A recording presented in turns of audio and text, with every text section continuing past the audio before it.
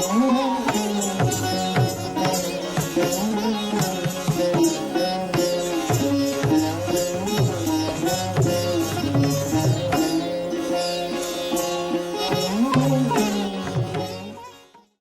want to ask you, all through these years, you started learning from Kelu Babu from 75 onwards, and then you had this, that, up Smithsonian where you came back. How was your relationship with your guru all this year? And then also, because I'm coming to 85, because then you had a major concert sponsored by ICCR where you took Kelu Babu and all the musicians on a US tour. So tell us about your relationship with your guru up till this time, and then that huge tour. Okay. Well, as I said, I came back in '81 after a break.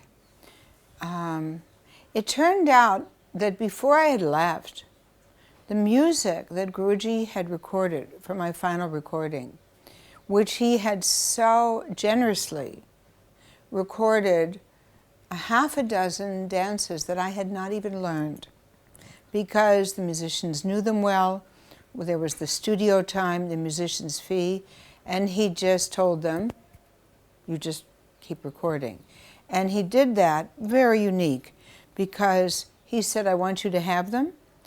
You will learn these items later, and it will save you money. Relationship was absolutely wonderful. My daughter was born December 26th, 1981. 2 months later, Guruji was scheduled to give a workshop in Delhi, after which he was planning to leave for an extended tour accompanying Sanjukta Panigrahi. It's a little bit early, but let me schedule some programs. Guruji was so kind and so generous that I scheduled a program in Delhi and in Calcutta, and I did still Manipuri and half Odissi, and Guruji played Mardala. He requested Mayadhar Rao to play Guinea, and Singaji did not accompany or see my program, but I had musicians at that time. And the irony was that for some reason he canceled the workshop, but my programs were still scheduled. And so I had intended that those workshops would have whipped me back into shape. And as it was, my preparations were not as intense as they would have been with the workshop. But the critics were unbelievably kind. I got great reviews, and he was, he was very good about doing that. Another thing was that because my learning with him was in spurts, because I wasn't staying all the time, and because at that time he was jet-setting around various cities. So I always took a lot of notes. At first, Guruji would say, just learn the dance, don't write the notes, but I would be going back and forth. Then, in between times, I would be checking notes, and so he had a lot of confidence in them. And then whenever there would then be a workshop and something that he had taught, perhaps in Kolkata at Padatik or at NCPA in Bombay, and maybe there was some difference in what he taught, then he would say, Sharon, get your notebook. And then whatever that was, that's what he did. In, I guess, '84, I organized my tour. This was actually during the Festival of India. One of the performances was at San Diego State University, whatever it's called, UCSD. And so the professor asked an Indian, Purna Patnaik, if he would be willing to host the troupe. Well, when Purna found out who the group was, the entire Odia community in America went ballistic. And so when we stayed with Purna, then when we were in LA, someone had a dinner. One young lady came up to Guruji and said, "Are you really, Kelucharan Mohapatra?" And he's, you know how he's, oh, yes, yes, yes. And the little girl says, "No, my father says the real Kelucharan Mohapatra would never come accompanying an American. Couldn't be." After this tour, a lot of things changed in terms of...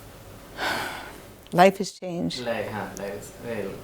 No, but in terms of your career, and also in terms of, as you always say, that after 15 years there's a shift.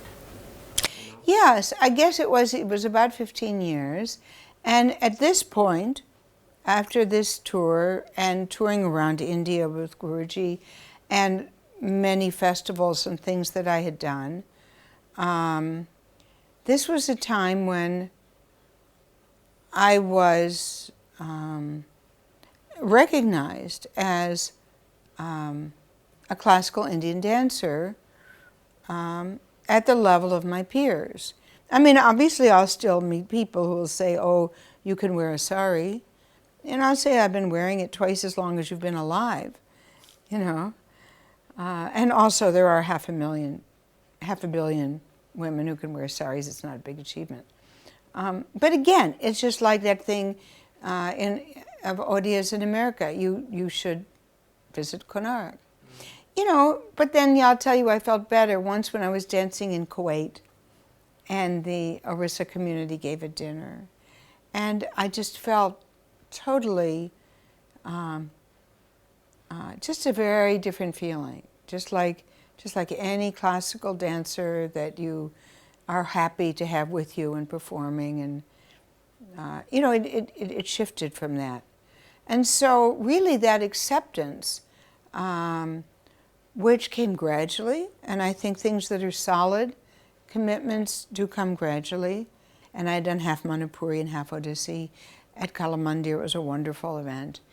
And that was 78. And Bimanda said, "Sharon, you are already in the top 10% of classical Indian dancers, and you will never be recognized as such." And I was fine with that, because I wasn't doing it for recognition. I was doing it because I loved doing it. But then you were recognized because Kelu Babu, after the 85 tour, he said something. Yeah, there was an interview by Bombay Talkies, Raja Kapuri did. And in that he had mentioned, he said that he said, "I have trained 500 dancers, 50 of them are performing, and 5 of them I can recommend to perform anywhere in the world, and Sharon is one of them." And the only reason I'm doing Odissi is because of him, because of his encouragement and his teaching. And then secondly, what's kept me is that I love the learning and the sharing of the learning of going into text. I just love approaching something new, performing poetry that perhaps the people are very familiar with. It may be part of their daily prayers, and they've seen it interpreted in their own classical styles. And I love taking it and not knowing that, and going into it and trying to give them something that will be worthwhile. It's not even a question of fresh or different, but worthwhile. Gradually, I started doing my own choreography. The first production for Central Production Center was a combination of Odissi, Bharatanatyam, Kathak. I had invited Bhubaneswar Mishra as my violinist. When they found out, they were thrilled because they needed an overall composer. And gradually, I started, for various occasions, doing my own work. And then when Guruji would be in Delhi, sometimes he would come, and then I would show him what I've done, so that he could say, "Ye, wo," and I could get that confidence. I would not have done my own choreography if I had been at his side. And it meant that from the late 80s, I really did not have the benefit of his correction and eye. But I always had his blessings. And since you've seen Odissi since for like, I don't know, 4 decades now. I've been here 45 years now. Yeah, more than 4 decades. What do you think has been the change or the shift in the style in terms of course, the technique, the style, and the intention? What do you think from that time when you used to learn from him to now? What has been the change? In which of those areas? Everything, intention, technique, style. How has it changed? Well, there's all of these things. Everything changes. Everything changes. Everything should change. Everything must change. Everything will change. No, but how has it changed? Yeah. Because people my generation have not seen that. Right. Well, first of all, the structure that Guruji had created, and again, everything changes, because as we all know, when he started, an Odissi program was a half an hour. In the era when I learned and performed, a performance was 2.5 hours. Or at least 2 hours. 2 hours. You would do 1 hour, you would have an interval, change costume, and then you would do a shorter second half. When I would tour in Indonesia, in Malaysia, it was always required 2.5 hours. If I was 10 minutes short, he'd say, add another item tomorrow. It's quite thrilling. So one thing is the program was longer. That means it was structured differently. And this was the same with Bharatanatyam and other things. So after your Mangalacharan, then you would do Batu. Then you would do the Pallavi. Nowadays, you do one or the other, if you're lucky. Then you might do another Abhinaya, something, and then maybe end the first half of the program with something like Dashavatar. You know, so you've got a big finish. And then in the second half, you've got another Pallavi, you've got maybe a long Git Govinda, and then Mokhya, something like that. You could have more. So that's one thing of what you included in your repertoire. You could have 2 Git Govindas, you could have Odia and Git Govinda, you would have 2 Pallavis for sure, and you would have Batu.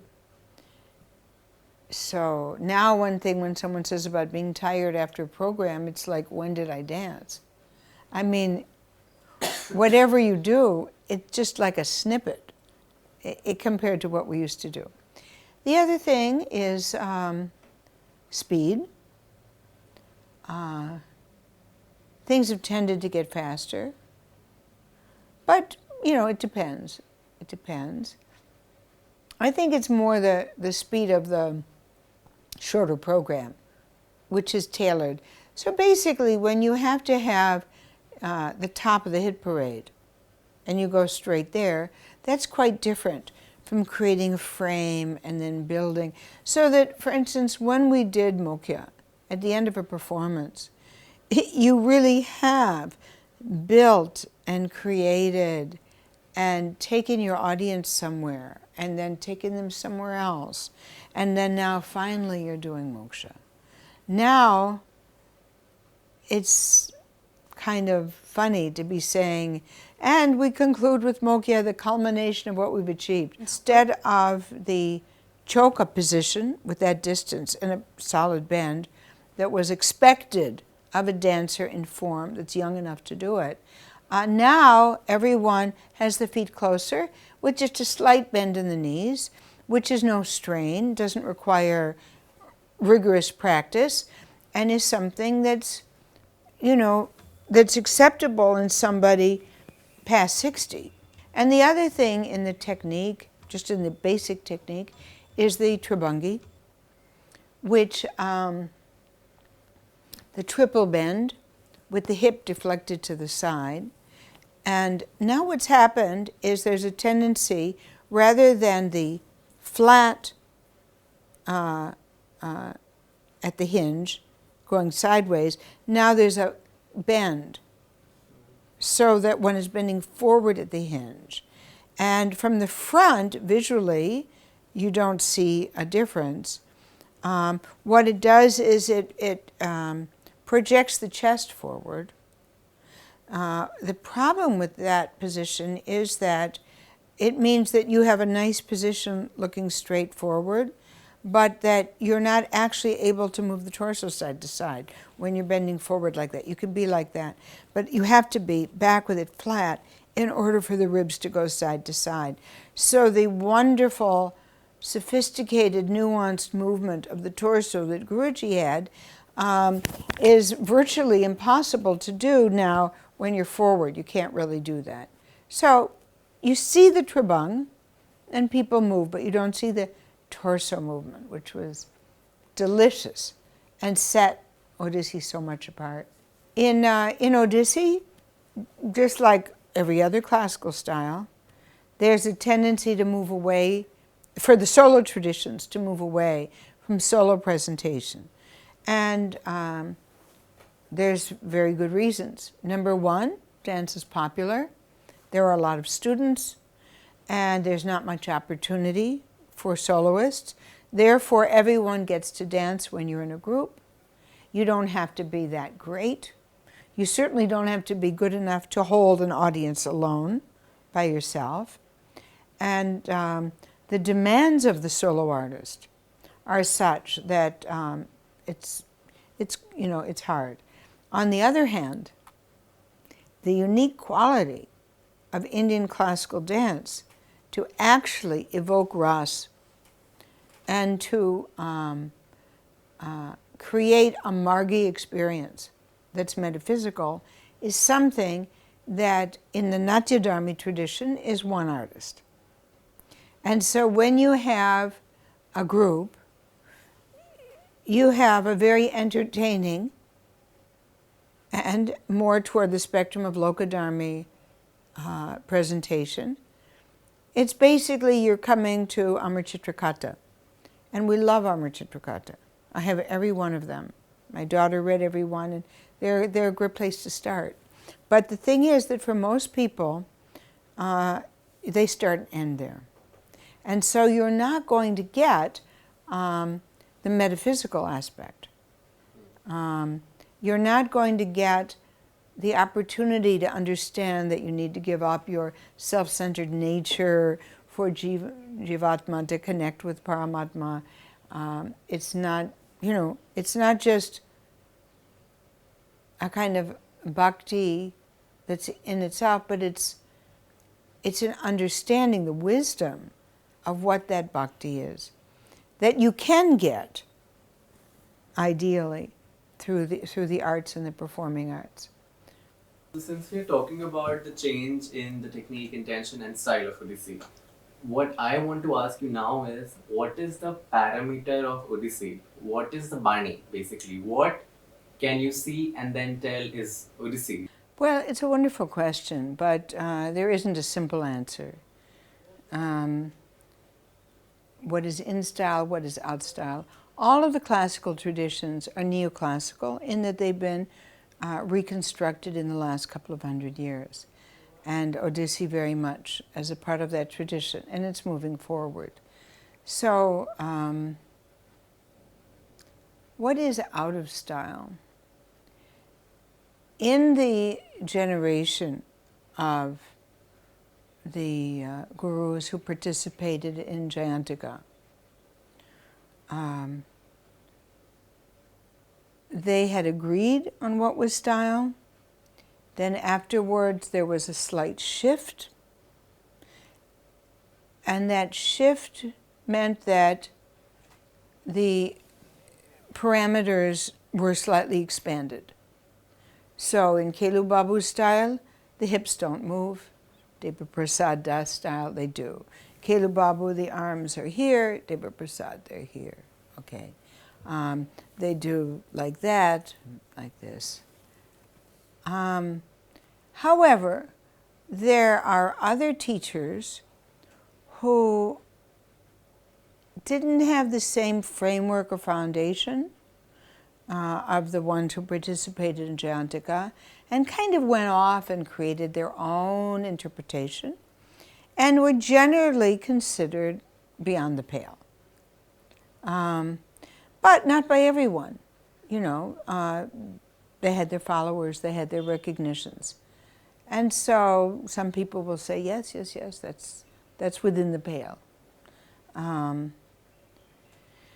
I think that whatever one does in Odissi and in anything, the core thing is what's your intention, and not just what do you see.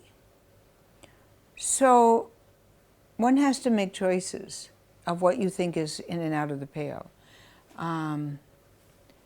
If, there are changes in costumes.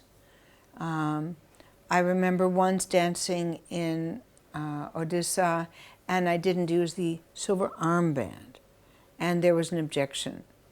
That's beyond the pale. You must have that. My feeling was, as I become older, I don't want to be as ornamented as a young artist, like that. But you can see the argument both ways. There are gurus like Pankaj Babu, great choreographer, fine teacher, had very few students. One reason was he was hard on them. And also, there are teachers who are very concerned about their students possibly not doing their art properly in some way, and doing it not under their control, when you're right there under their control. Kelu Babu, he was my guru, and so I follow his perspective. His feeling was he will generously give everything. He totally knows that some of the students will, as he said, cheat. He said, and he would do an imitation. They'll take the cassette, wrap it up, throw it over their shoulder, go back to Mumbai and have Belpuri. Not practice and just do anything with the music. He wasn't concerned about it because he felt that the art will rise above abuse. And so many people doing, those that are not doing properly, they're not going to go very far. And those who are doing properly, they'll rise up. And so I believe in that. And so what is authentic, what is correct, it will sustain. We should talk about your choreographies, because you have done some very interesting own choreography. So I want to ask you, where do you get your inspirations from for choreographies? Are they inspired by your guru? How far are they inspired by your guru? What new additions you think you've made stylistically also, or intentionally to Odissi as a style? And just talk about your choreography. Well, I've never created anything just because I wanted to make something new. I have only created things because of the situation, time, space, whatever. So for instance, with Doordarshan, I've done many, many, many programs with Doordarshan, and therefore many choreographies. Bringing together poetry by Raskan and Banamali. Raskan's poetry done in Kathak on exactly the same theme as the Banamali poetry. So then I would choreograph. I choreographed several of Banamali's shorter poems for that. Then there were also times that Doordarshan did a program where I needed to do choreography to Dogra, choreography to Bengali. So some things were like that. I created things in languages for specific programs. One of the most successful programs for Doordarshan was my Panchnayaka, 5 heroines of Kalidas.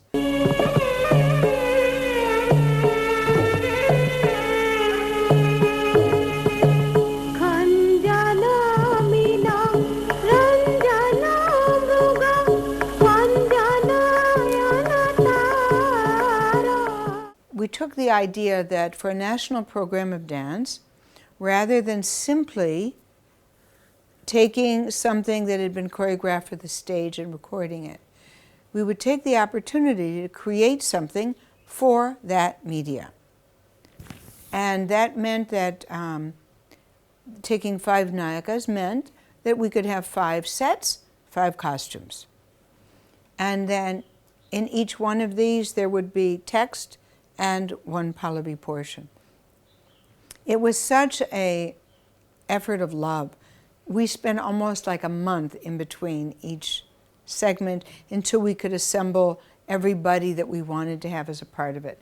For the first one, which was done outdoors, we had to wait until the season when that tall grass grew on the Yamuna riverbed, so I could be out there doing it. Kalidasa describe through poetic imagery the enchantment that is the quick of life, the Nayika's transformation through the unbroken movement and change of life's mute flowering in Sharad Ritu, passing through Shakuntala and the Mugdha Bhava of Malavika in the threatened promise in Meghaduta of the Vipra Labdha Nayika, and then the final exaltation. That was quite exciting. Then the other thing is creating things for festivals such as Tansan Tyagaraja or Ramnamami. So there's a particular event and you create for that. Obviously in Varanasi, when I've done for Swachh Ganga and Arati, Chait Parv, Sankat Mochan, then I create invocations to Ganga, to Shiva, adding slokas to Sibilahari Pallavi that will be matching, using Dhyana slokas on Hanumanji. And then, of course, there was a time when I was going quite a bit to Kerala, dancing for Kalamandalam Diamond Jubilee and Nishagandhi and this and that, Onam, whatever. So, first thing, Mangalacharan on Padmanabhan. I mean, obviously one can always do Ganapati and Saraswati, but why not create for the place? Or like creating to Surya for a solar energy conference. And then taking Aliveni by Swati Tirunal, because that's a very similar kind of Shringar. Then the next time, thinking, okay, my Shringar is appreciated, let me do Vatsalya. And then doing a new interpretation of Omanatingal, where at the end, the mother's lullaby is sung to herself as the child goes off with the guru. And so the only time that I've done something in English was for the 200th anniversary of the oldest synagogue in Mumbai, where I took the Song of Solomon, Song of Songs, from the Bible, which is using the metaphor of human love for the divine. So basically what you will say is that your contribution to the style of Odissi has been the introduction of various languages.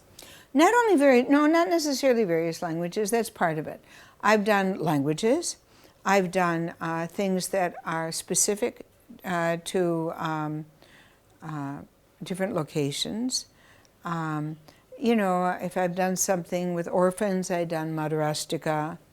I've, of course, done choreographies with like Haryana sports and Akshapratistan and Ramleelas. And of course, for 6 years, I've done Shivivaha along with Kamalini Dutt in Khajuraho on Shivratri, done in different styles, and choreographed that. The choreography, I have de-emphasized doing the pure dance because that's like fun. That's like playing with geometry. And I enjoy that. But I enjoy more taking a text. Balamurali Krishna's Omkara Karani, which is now my signature piece that I use at the end. And basically, my choreography has always been done because the performance elicits it. So, for instance, the Shiva Stuti, I had done that at Mukteshwar. Then I repeated it in Shivsagar.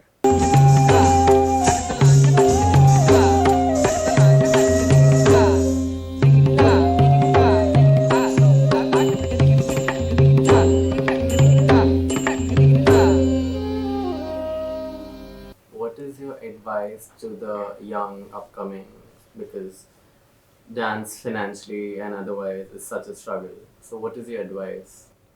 Well, I believe that in everything in life, you have to pay one price or another, whether it's your time, whether it's money, whether it's your ethics. You have to decide the prices. Personally, I feel that if you love the dance, then you should dance. I think that if you want to continue to love the dance, there's two things. One, if you have nothing else to do, so you find that having the wolf at the door motivates you to do better in your career as a dancer, whatever, then do that. Otherwise, I would say if you love the dance and want to continue loving it, have something else to take care of your economic survival so that you don't wind up hating the dance because of having to compromise either aesthetically or in any other way. For instance, if you love to dance, but you wind up having to dance in productions to earn money that you don't like, it would be better to have some job. But, it depends, obviously. And the question of the time, I think one can always find time. Whether you get up at 4 in the morning, 6 in the morning, do your riyaz. You can find a way. But don't expect your parents to be your patron.